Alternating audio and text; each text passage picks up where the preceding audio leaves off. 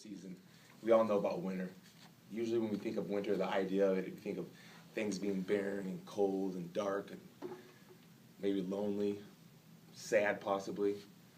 But in this sense, I'm going to just look at it as winter being the time before the opportunity of spring. The good thing about winter is that spring always follows winter every single time. Doesn't matter how cold it is, how long it is, how dark it is. And I'm coming from Alaska. I've been in some nasty stuff, but spring always comes. And that's one of the best things about life. And you know, when you're in a rut and you feel like, gosh, you know what?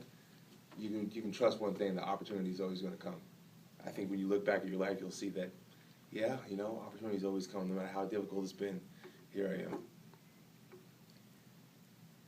Even a broken clock is right twice a day. I love that because that's another thing about, you know, opportunity, you know, spring always follows winter. Even a broken clock is right twice a day.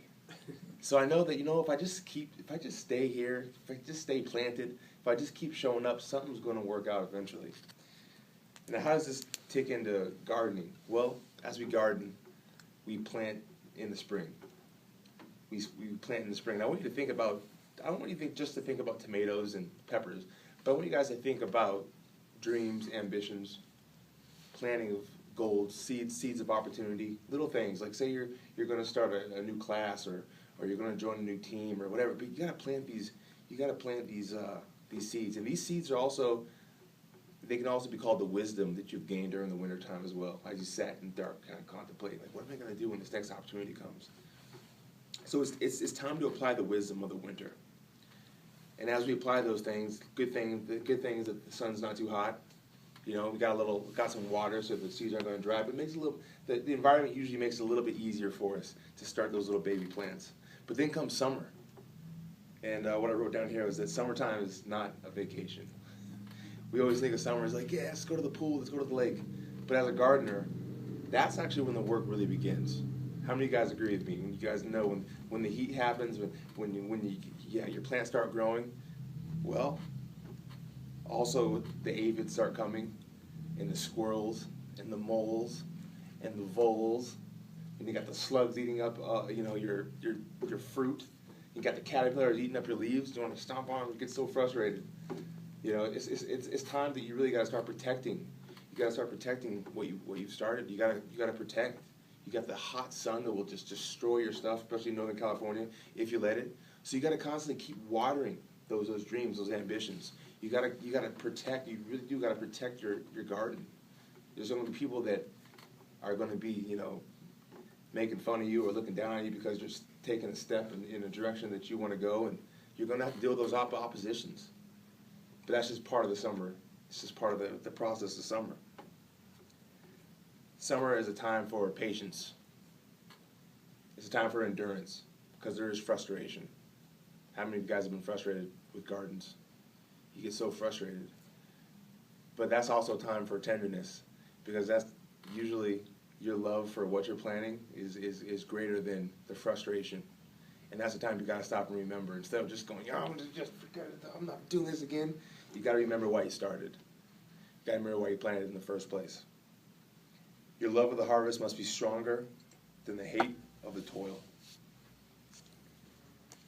And then comes the time of harvest.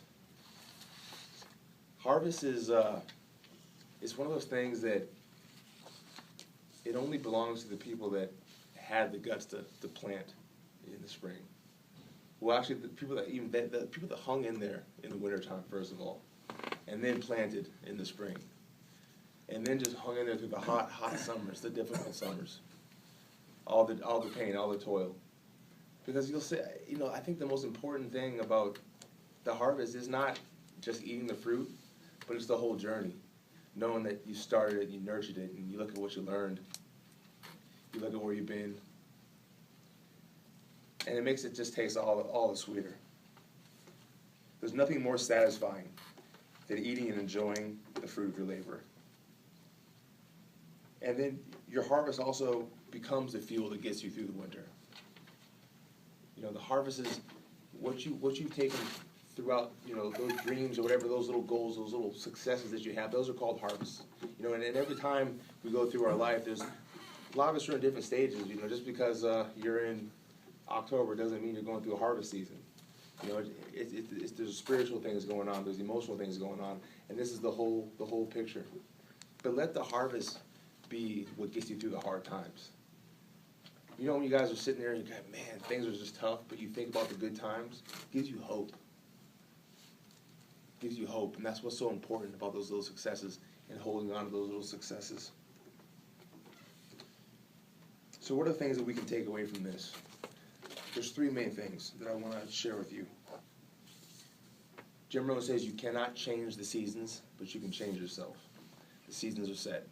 They're set. It's going to get colder. Eventually you're going to, get the fireplace, get the jacket. The weeds will grow no matter what. This is a big deal, guys, because by doing nothing, something's still going to happen. The weeds are always going to grow.